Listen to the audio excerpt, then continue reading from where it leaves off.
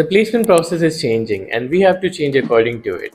I remember making a video 2 years back about how to crack your dream placement, how to crack the placement process, and the highlight of that video was DSA. DSA, DSA, and DSA. That's what everyone was doing. That's what the hype was like 1 year back or even 2 years back. But now the placement scenario is slowly changing. Don't get me wrong, DSA is still important, especially if you go for big tech companies or FANG level companies. However, in overall placement scenario, the impact of DSA has slowly decreased and there are more important things right now. So what can a fresher do right now if they want to get a good job? Or what can you do if you want to crack a decent job with a good paying salary in today's date in 2024's job market? Let's discuss all of that in today's video. So let's get started. Now, there's two types of companies right now that you would want to get a job into. The first is the proper established companies where you have the big tech companies. You have companies like Google, Amazon, Wells Fargo, VMware, the good companies which are already existing. And then you have startups. So there's two types of startups, ones that are kind of struggling and ones that are having a good funding right now. So these are basically the two types of companies that you can target right now, which will pay you a good salary, a decent amount of salary in today's date. And we're going to talk about both of them, how you can crack and what they want from a fresher. Now, one thing that is common to both of these companies and one thing that has changed significantly over the past couple of years that I've noticed is the work experience that companies are looking for. Earlier, what used to happen, even if you did not have a lot of work experience and you had some level of problem solving skills and you had the basic knowledge, if you could answer a few questions about React.js or Spring Boot or Node.js, then the company would take you, they'll give you their own training and they'll be happy with you basically. But right now, even if you're looking for internship, the company wants experienced, seasoned developers. The company wants that you have actually worked on some real life projects and that you have some experience with the tech stack, you have some robust implementation skills, and you have a little bit of implementation knowledge along with GitHub knowledge. So these are things that you should really focus on.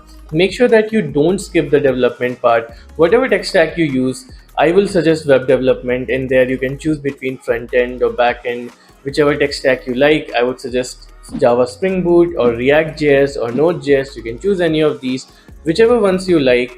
Make sure that you're implementation heavy on that. Make sure that you create some cool projects and that you have a basic knowledge of GitHub and deploy your project somewhere.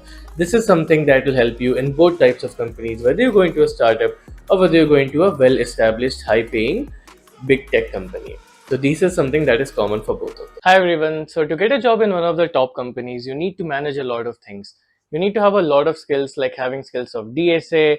You need to have skills of web development, either front end or back end. You need to have some good projects in your resume, and you need to have interview focused skills. And let me tell you a great platform where you can cover all the boxes, where you can check all the boxes at once, and that platform is Cryo.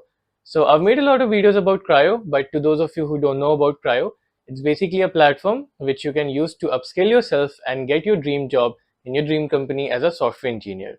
So in Cryo, you can learn the latest tech stack, both for front end and back end. You can learn tech stacks like React.js, Spring Boot, Node.js, and get mastery over them by learning real life industry grade projects. So Cryo has a project based learning. So rather than just cramming up theory and theory, you'll be working on real projects.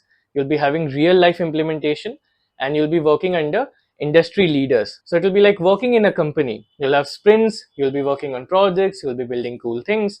And apart from that, you'll also be learning DSA, system design, and everything else that you need for cracking the interview of the top product-based company. So Cryo is your destination if you want to learn everything, if you want to build a strong portfolio and get strong interview-ready skills that you can use to crack the top companies like Facebook, Amazon, Google, etc. So I've given a link in the description. You can check it out. You can check out Cryo. They even have a free trial option. So you can use the link in the description to book your free trial and check out Cryo. And now let's get back to the video. Now comes the next part, DSA. So like I said, the startups that are there, there's two types of startups like I mentioned. One is the kind of startup which is having DSA still in it. So you have Swiggy, you have Cred, which are high paying startup. They pay a lot. They pay sometimes even more than the FANG companies, but they have some good amount of DSA. For example, if you take a look at Cred, then Cred has very difficult DSA round. that sometimes is on the level of that is on par with competitive programming rounds. So if you target those kind of companies, then yes, you do need DSA. But if you take a look at other startups which may not be that much established but have recently gotten funding or are still hiring a lot of developers, they do not ask that much DSA. These are the companies that have regular postings, job posting on LinkedIn and other websites. They look for developers who can join immediately because they have open projects. They're still working on their products, so they want immediate developers. So if you're targeting these kind of companies, then you just need a good hand in development. You do not need that much DSA at all. So to those of you who don't like DSA, it's a good news. You can target these kind of companies. They do pay a decent salary, and you will get a lot of work experience if you want to switch in your career in a further level. So these are the companies that you can definitely target even without having any DSA. Now comes the big tech companies. So the big tech companies, even now, DSA is still relevant. If you take a look at these companies, like I mentioned, Wells Fargo, VMware, Walmart, these kind of companies, they still require DSA, but the level of DSA has gone down a little bit. So you don't need to stay on par with a competitive programming level. You can just grind lead code. Make sure that you're covering enough medium and hard lead code problems according to the company. And if you just grind hard enough on lead code, you can crack these companies as well. Earlier, the rounds were pretty difficult, but now the level of DSA has gotten down a little bit. So you can just grind lead code and you can even crack the big tech companies, the FANG level companies pretty easily. But one more addition is there. Like I said, the placement process is changing, right? So there's a new addition, and that is something that people did not expect from freshers like a year back or 2 years back. That is system design. So one thing I've noticed, especially in the big tech companies and the big tech startups which already well established, is that they are asking now system design round. So earlier, like I said, if you were a fresher, you just needed to know a few terminologies and you would have gotten through it. But now there's dedicated system design rounds that you need to get through. But still, if you're a fresher, you don't need in-depth knowledge. If you know a good amount of terminologies, if you know a good amount of principles, and if you have a little bit of practical implementation knowledge, then you can still pass through the system design round. A very great resource I'll suggest here is Gaurav Sen's YouTube channel. You can just go to it, watch his playlist about system design, and you can cram up everything, learn about it like a crash course on system design, and you can easily crack the system design. Now, the next thing, which is a huge difference from a while back, is the imbalance between on-campus and off-campus placement. Earlier, you would see majority of the students were getting placed in on-campus placement. Even in colleges which were not that good, there were companies coming. But now there's a diminishing number of placements even in IITs and NITs. So there's a huge imbalance between on-campus and off-campus placement, because even people who wanted to go to on-campus placement have to go to off-campus placement, and obviously people who had to go for off-campus are still in off-campus. So the competition pool of off-campus has increased quite a lot, and that creates a problem for you because you're unable to get shortlisting. There's many people who have great skills, but they're not even able to get an interview because they end up getting rejected in the shortlisting phase. I've seen people who have gotten rejected because they had a certain keyword missing in their resume, or because they didn't have a certain project made the certain way. So you have to be very careful for the shortlisting part, because like I said, the competition is very huge. There's a large number of people who want to get placed. 2022 graduates, there's a few people still looking to get placed. 2023 graduates, there's a lot of people still looking to get placed. And obviously 2024 graduates are also looking to get placed. So there's a huge pool. Now, what can you do to sort of stand apart from them and have your resume shortlisted and not have any problem getting the company? So one thing I can tell you is focus on making an ATS friendly resume. So this is where you can have AI on your side. What you can do is you can go on ChatGPT, you can talk about the job listing with the ChatGPT, and you can ask for the keywords that are required that you can put in your resume. But don't make your entire resume with ChatGPT, because now they have checks for that. So if you have made your entire resume using ChatGPT, that will not work. But you can definitely take ChatGPT's help. You can ask for it, the keywords that may be required that are ATS friendly, and you can even give it your resume and ask it to give you a score. And apart from that, there's a lot of scoring platforms online which will check your ATS friendly score, so you can check that as well. And make sure that you have a good amount of projects. You have at least one or 2 good projects which are according to the job role. So if they have a front-end heavy role, make sure that you have front-end heavy project. If they have a back-end heavy role, make sure you have a back-end heavy project. Apart from that, the other thing, like I mentioned, make sure it is ATS friendly. A good ATS friendly resume with a good portfolio will definitely help you in getting shortlisted for your dream company. Okay, so you've made your resume, you have a good portfolio, but where do you apply? Where do you start? So there's 2 things here, and I won't go in too much detail because I've made a dedicated video about that. You'll find a link in the description. But to very briefly mention, so you have 2 scenarios. One is the good scenario where the recruiter reaches out to you based on your LinkedIn profile.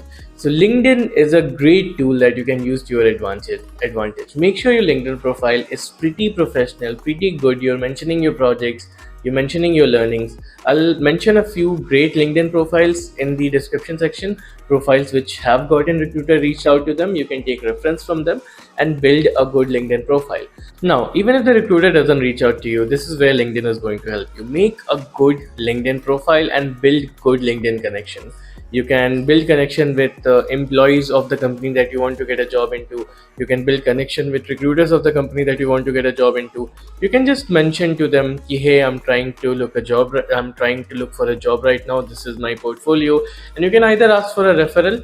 Again, a template you can find in the description if you're interested.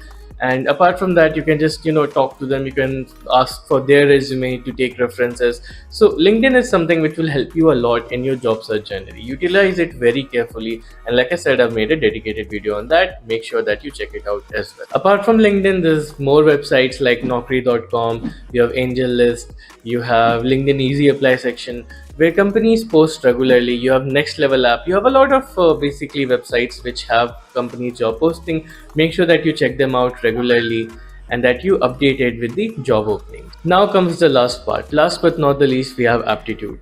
So I've made a lot of videos about aptitude, how to clear the aptitude round. And to be fair, a lot of companies don't ask aptitude at all, but there's still companies that do ask aptitude as a screening test, especially if you go in the service-based domain, or if you go for some fintech kind of companies like Wells Fargo, BNY Mellon, Goldman Sachs. If you go in the fintech area or the service-based company, then definitely you'll have an aptitude round. So again, I've made an entire dedicated video about how to crack the aptitude round. It is one of my most popular video. You can definitely check it out. But in very brief, you just need one website, that is indiabigs.com. Go into this website, just prepare for 3 to 4 weeks, note down all the important formulas, solve enough problems, and your aptitude round will be clear. So that's pretty much it. In a nutshell, these are the things that you need. You need development. Let's say in order of priority, you need development. You need a good hand on development, good experience, good projects. After that, you need DSA according to the company that you're applying to. Then you need system design. And then you need to have a good resume and a portfolio. You need to know how to apply along with a good LinkedIn profile. And the last thing is that you need aptitude, again, according to the company. So these are the things that you need to focus on. And I can definitely assure you, if you're focusing on this well, definitely you'll get a good, decent paying job. And afterward, you can start climbing up the corporate hierarchy, and you'll have less danger of getting replaced by AI. So that's pretty much it. If you have any doubts, then feel free to leave in the comments. I'll be sure to answer. Thank you.